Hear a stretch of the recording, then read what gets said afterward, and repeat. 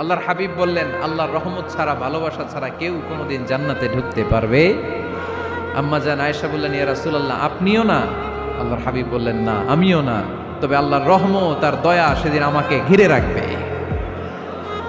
মান নুকিশা উযযিবা, যার হিসাব আল্লাহ সেদিন চাইবেন সে ধরা খেয়ে যাবে।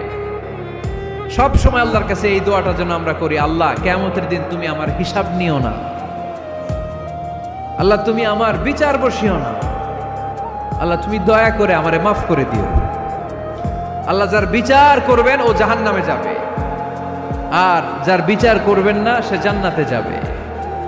আল্লাহ যদি বিচার করে আর পাই টু পাই হিসাব নেয়, নামাজ পড়লি না কেন, রোজা রাখলি না কেন, মিথ্যা বললি কেন, খাদ্যে ভেজাল দিলি কেন, মাছে ফরমালিন দিলি কেন, যৌতুক খাইলি কেন, ঘুষ খাইলি কেন, উল্টাপাল্টা করলি কেন, জিনা করলি কেন, একটার পর একটা প্রশ্ন বানে যদি সেই ভয়ঙ্কর দিনে আল্লাহ আমাদেরকে জর্জরিত করে, আমাদের কোনো উত্তর আছে? সেদিন আমাদের বাঁচার কোনো উপায় আছে?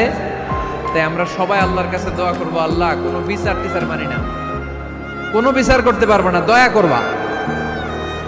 আল্লাহর হাবিব বললেন, আল্লাহর রহমত ছাড়া, ভালোবাসা ছাড়া কেউ কোনোদিন জান্নাতে ঢুকতে পারবে? আম্মা জান আয়েশা বললেন, ইয়া রাসূলুল্লাহ, আপনিও না? আল্লাহর হাবিব বললেন, না, আমিও না, তবে আল্লাহর রহমত আর দয়া সেদিন আমাকে ঘিরে রাখবে। মান নুকিশা উযযিবা, যার হিসাব আল্লাহ সেদিন চাইবেন সে ধরা খেয়ে যাবে। সব সময় আল্লাহর কাছে এই দোয়াটা যেন আমরা করি, আল্লাহ কিয়ামতের দিন তুমি আমার হিসাব নিও না, আল্লাহ তুমি আমার বিচার বসিও না, আল্লাহ তুমি দয়া করে আমারে মাফ করে দিও। আল্লাহ যার বিচার করবেন ও জাহান্নামে যাবে, আর যার বিচার করবেন না সে জান্নাতে যাবে। আল্লাহ যদি বিচার করে আর পাই টু পাই হিসাব নেয়, নামাজ পড়লি না কেন, রোজা রাখলি না কেন, মিথ্যা বললি কেন, খাদ্যে ভেজাল দিলি কেন, মাছে ফরমালিন দিলি কেন, যৌতুক খাইলি কেন, ঘুষ খাইলি কেন, উল্টাপাল্টা করলি কেন, জিনা করলি কেন, একটার পর একটা প্রশ্ন বানে যদি সেই ভয়ঙ্কর দিনে আল্লাহ আমাদেরকে জর্জরিত করে, আমাদের কোনো উত্তর আছে? সেদিন আমাদের বাঁচার কোনো উপায় আছে? তাই আমরা সবাই আল্লাহর কাছে দোয়া করবো, আল্লাহ কোনো বিচার টিচার মানি না, কোনো বিচার করতে পারবো না, দয়া করবা। আল্লাহর হাবিব বললেন, আল্লাহর রহমত ছাড়া, ভালোবাসা ছাড়া কেউ কোনোদিন জান্নাতে ঢুকতে পারবে? আম্মা জান আয়েশা বললেন, ইয়া রাসূলুল্লাহ, আপনিও না? আল্লাহর হাবিব বললেন, না, আমিও না, তবে আল্লাহর রহমত আর দয়া সেদিন আমাকে ঘিরে রাখবে।